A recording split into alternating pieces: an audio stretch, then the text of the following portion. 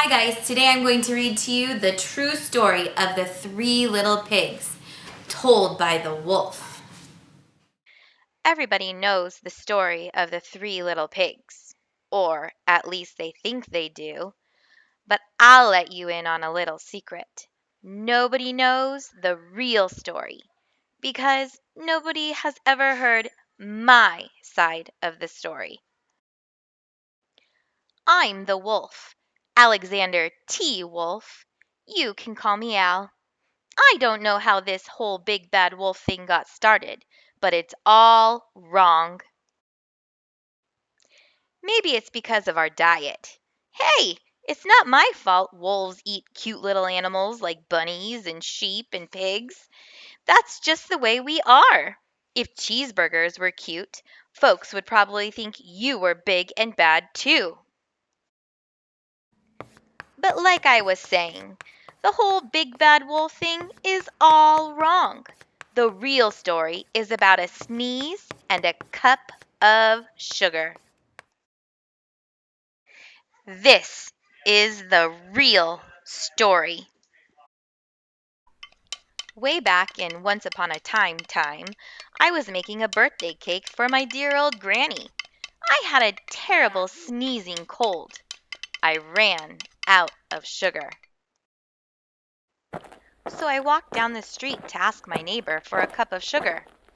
Now, this neighbor was a pig, and he wasn't too bright either. He had built his whole house out of straw. Can you believe it?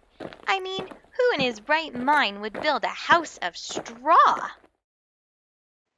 So, of course, the minute I knocked on the door, it fell right in. I didn't want to just walk into someone else's house, so I called, little pig, are you in? No answer. I was just about to go home without the cup of sugar for my dear old granny's birthday cake. That's when my nose started to itch. I felt a sneeze coming on. Well, I huffed. And I snuffed. And I sneezed a great sneeze.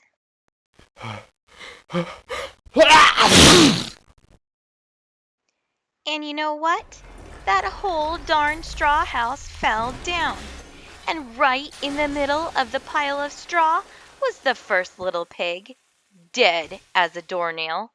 He had been home the whole time.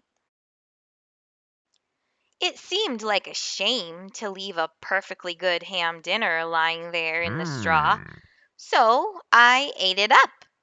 Think of it as a big cheeseburger just lying there. I was feeling a little better, but I still didn't have my cup of sugar. So I went to the next neighbor's house. This neighbor was the first little pig's brother. He was a little smarter, but not much. He had built his house out of sticks. I rang the bell on the stick house. Nobody answered. I called, Mr. Pig, are you in? He yelled back, Go away, Wolf. You can't come in. I'm shaving the hairs on my chinny chin.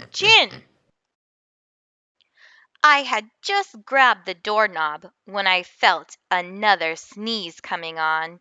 I huffed and I snuffed and I tried to cover my mouth, but I sneezed a great sneeze.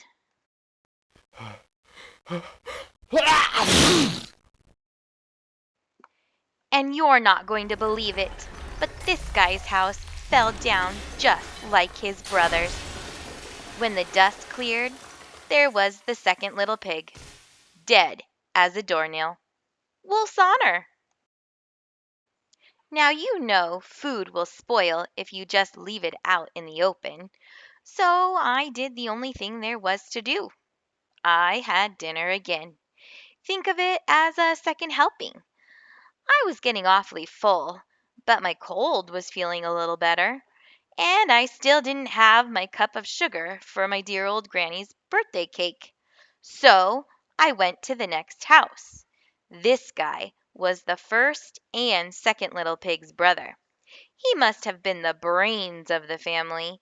He had built his house out of bricks. I knocked on the brick house. No answer. I called, "Mr. Pig, Mr. Pig, are you in?" And do you know what that rude little porker answered? "Get out of here, Wolf. Don't bother me again." Talk about impolite. He probably had a whole sack full of sugar, and he wouldn't give me even one little cup for my dear sweet old Granny's birthday cake. What a pig! I was just about to go home and maybe make a nice birthday card instead of a cake when I felt my cold coming on. I huffed and I snuffed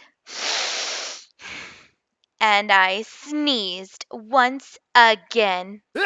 Then the third little pig yelled, "And your old granny can sit on a pin." Now, I'm usually a pretty calm fellow, but when somebody talks about my granny like that, I go a little crazy. When the cops drove up, of course I was trying to break down the pig's door, and the whole time I was huffing and puffing and sneezing and making a real scene. The rest, as they say, is history. The news reporters found out about the two pigs I had for dinner. They figured a sick guy going to borrow a cup of sugar didn't sound very exciting. So they jazzed up the story with all that huff and puff and blow your house down. And they made me the big bad wolf. That's it. The real story? I was framed. Okay, go ahead. But maybe you could loan me a cup of sugar. Who should we believe? The wolf or the three little pigs? Tell me what you think in the comments below.